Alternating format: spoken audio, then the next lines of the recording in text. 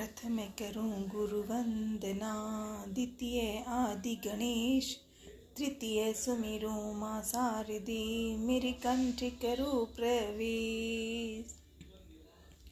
गजानंद महाराज की जय, माँ लक्ष्मी विष्णु भगवान की जय, माँ पार्वती भोलेनाथ की जय। सीताराम हनुमान, सीताराम हनुमान, सीताराम हनुमान। परशन्यों पावन धाम की जय, सालासर बालाजी महाराज की जय, कामाख्या मैया दधिमती मैया की जय, गुवाहाटी शुक्लेश्वर भोलेनाथ की जय। नव वर्ष की सभी को ढेरों ढेरों बधाई। कल नवरात्रि होगी। आज रात से ही 12 बजे बाद शुरू हो जाती है माँ का। तो मनन प्रार्थना और लाडले हनुमान जी साथ रहना। तात स्वर्ग अपवर्ग सुख है, धैर्य तुला इक अंग, तुलन ताहि सकल मिली, जो सुख लव सतसंग। प्रविश नगर कीजे सब काजा, हृदय राखी कौशलपुर राजा, गरल सुधारि पुकरहि मिताई, गोपद सिंध अनल सितलाई। अयोध्यापुरी के राजा श्री रघुनाथ जी को हृदय में रखे हुए नगर में प्रवेश करके सब काम कीजिए। लंकिनी माते ने हनुमान जी को समझ गई और उन्हें श्री राम की ब्रह्मा जी की याद आई। लंकिनी ने कहा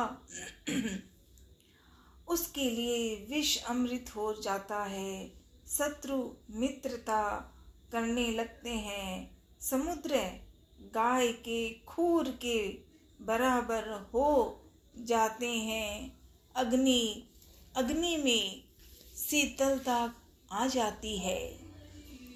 ओम नमः शिवाय बोले, ओम नमः शिवाय। शीतलता आ जाती है और हे गरुड़ जी, सुमेरु पर्वत उसके लिए रज के समान हो जाता है। जिसे श्री रामचंद्र जी ने एक बार कृपा करके देख लिया, तब हनुमान जी ने बहुत ही छोटा रूप धारण किया और भगवान का स्मरण करके नगर में प्रवेश किया। उन्होंने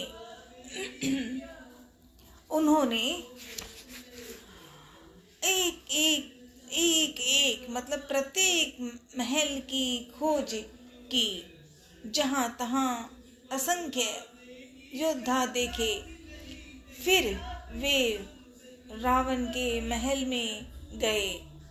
वह अत्यंत विचित्र था, जिसका वर्णन नहीं हो जा सकता। हनुमान जी ने उस रावण को शयन किए देखा, परंतु महल में जानकी जी सीता माँ नहीं दिखाई दी। फिर एक सुंदर महल दिखाई दिया। वहां उसमें भगवान का एक अलग मंदिर बना हुआ था और वहां उस महल में श्री राम जी के आयुध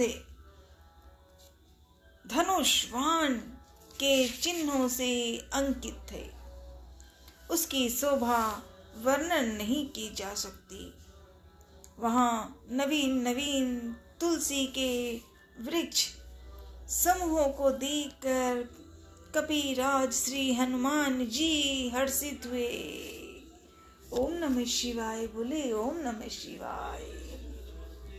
रामायुध अंकृत ग्रह, शोभा वर्णि न जाय, नव तुलसी का वृंद तह, देखि हरस कपिराय। लंका निश्चर निकर निवासा, यहाँ कहाँ सज्जन कर बासा।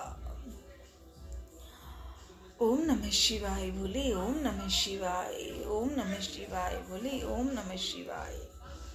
हनुमान जी उस महल की सुंदरता और श्री रामचंद्र जी की धनुष बाण के अंकित चिन्हों को देखकर बहुत खुश हुए। लंका निश्चर निकर निवासा, लंका तो राक्षसों के समूह का निवास स्थान है। यहाँ सज्जन साधु पुरुष का निवास कहाँ?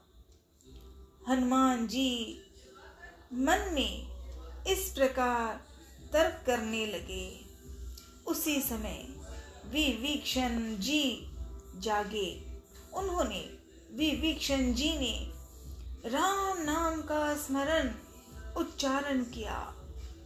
हनुमान जी उन्हें सज्जन जाना और हृदय में हर्षित हुए। हनुमान जी ने विचार किया कि इनसे हट करने अपनी ओर से ही परिचय करूंगा, क्योंकि साधु से कार्य की हानि नहीं होती, प्रस्तुत लाभ ही होता है। ब्राह्मण का रूप धरकर हनुमान जी ने उन्हें वचन सुनाए, पुकारा। सुनते ही विभीषण जी उठकर वहां आए, प्रणाम करके कुशल पूछी और कहा कि हे ब्राह्मण देव, अपनी कथा समझाकर कहिए, क्या आप हरि भक्तों में से कोई है? क्योंकि आपको देखकर मेरे हृदय में अत्यंत प्रेम उमड़ रहा है।